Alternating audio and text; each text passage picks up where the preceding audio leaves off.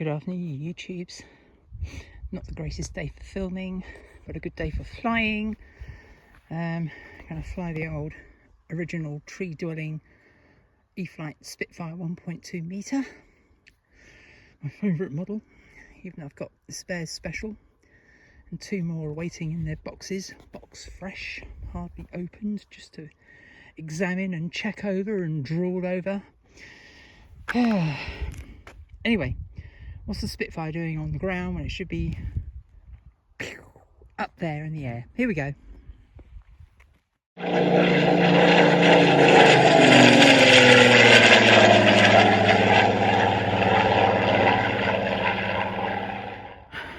Right. Since all of my batteries that I originally bought for the E-flite Warbirds, that is the 3000 mAh 3S ones, all went bad. Bought four, one went bad 6-7 months ago, and then just recently all three all went. Must have been a bad batch. So I've switched back to 3200 mAh batteries, Turnigy, which always seem to do well. They're heavier, so I've moved the thing back in the battery bay. I'm hoping that doing that will, when I land it on the grass, it won't nose over quite so spectacularly. But come on, it's a Spitfire, it's going to nose over spectacularly. Anyway, control check: right, left, up, down, right and the left. Let's just make sure we've got everything in the right mode. Check. Yeah, the throttle cut is on whilst I pick the model up. Oh, yes. Just for safety's sake, safe is on.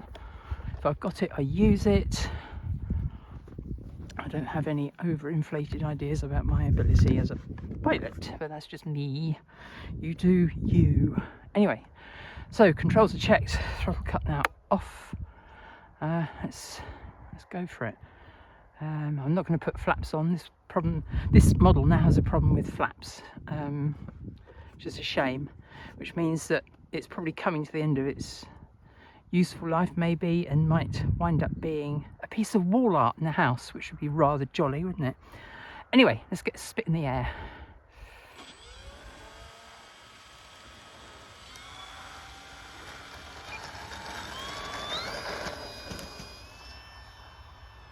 By any means possible, including bad ones. Wheel it round.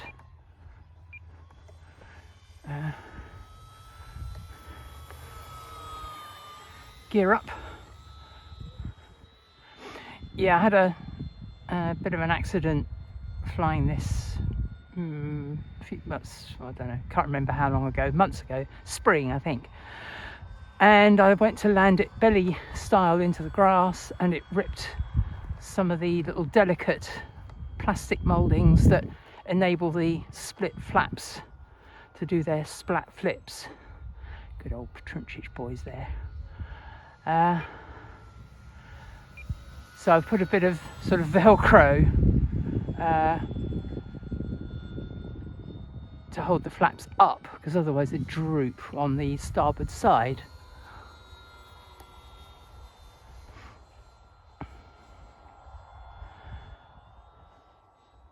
Considering I'd almost abandoned hope of getting this model back after its third flight.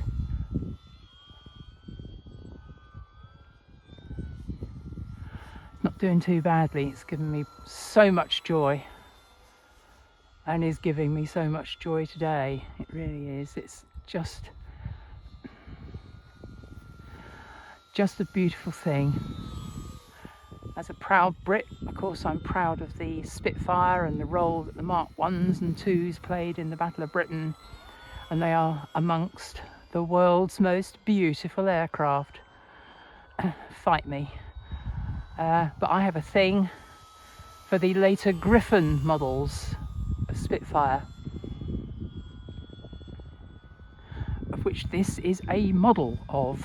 They just look, they took the beautiful elegant, delicate and dainty pigeon-chested Spitfire Mark I, and found that that airframe pretty quickly had to get its claws out and its fangs sharpened, and that's why these later ones, which just look so much more deadly. I mean, you put this next to a 1 or 2 Mark Spitfire and it's a killer.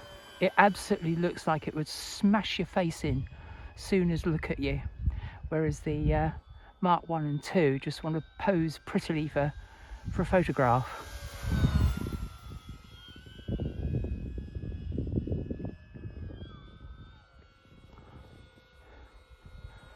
Again, that's just me. You do you. I love the Mark 14. Not so keen on the bubble canopy Spitfires, of which there were some 14 variants, Mark 14 variants that is, up to the sort of 14, 16, 19, 21 and 24, I think, off the top of my head. But the 14 had all sorts of variants, I think. High back like this with traditional wing, high back with clipped wings, bubble canopy with clipped wings. There might have been others. Educate me.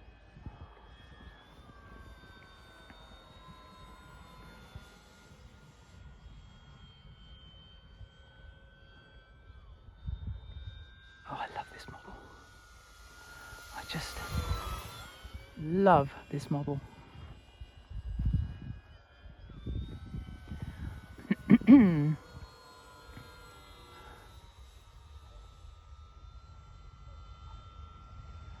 Something in the lane behind me. Keep away for a second or so. Let's go for a nice slow roll like that.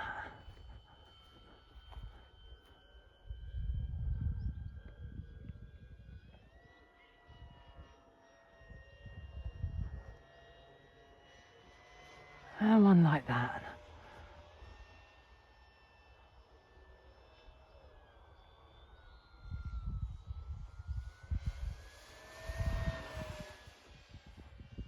Whoosh. Love it.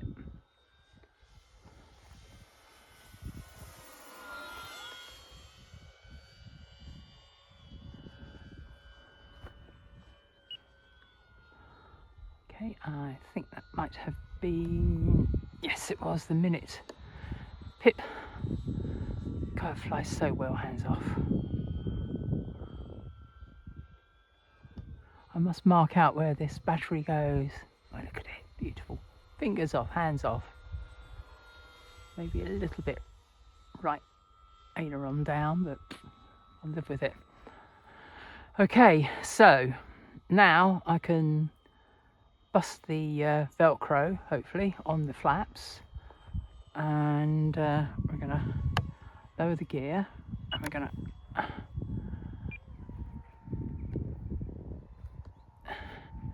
take the Spitfire around.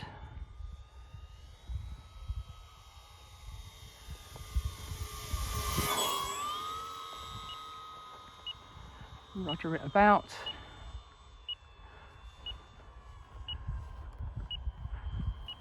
Take it away down here. Don't hit the trees, that would be stupid. Start rudering it around. And then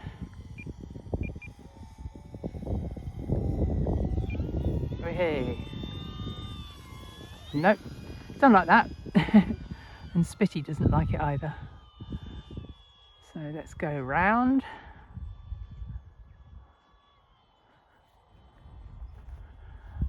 It's gone from balmy to just vaguely gusty.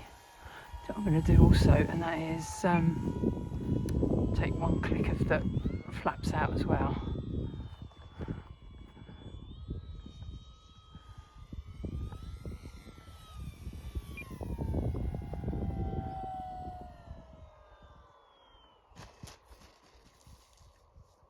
Okay.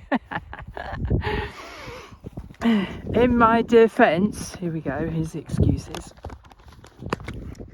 I think you can see where the land that we treated runs out. There's a changing grass colour, and I just sort of overshot into the really rough stuff which is still here, hence the vague nose over. Let's put the flaps up. You can see one of the flaps is just gone a bit lazy. Throttle cut on. Let's take the old Spitty back to the runway. Well, there she is. Beautiful, beautiful, beautiful thing. Flew beautifully, of course. It's a Spitfire, they all do. Hope you enjoyed the flight. I seriously enjoyed flying it for you.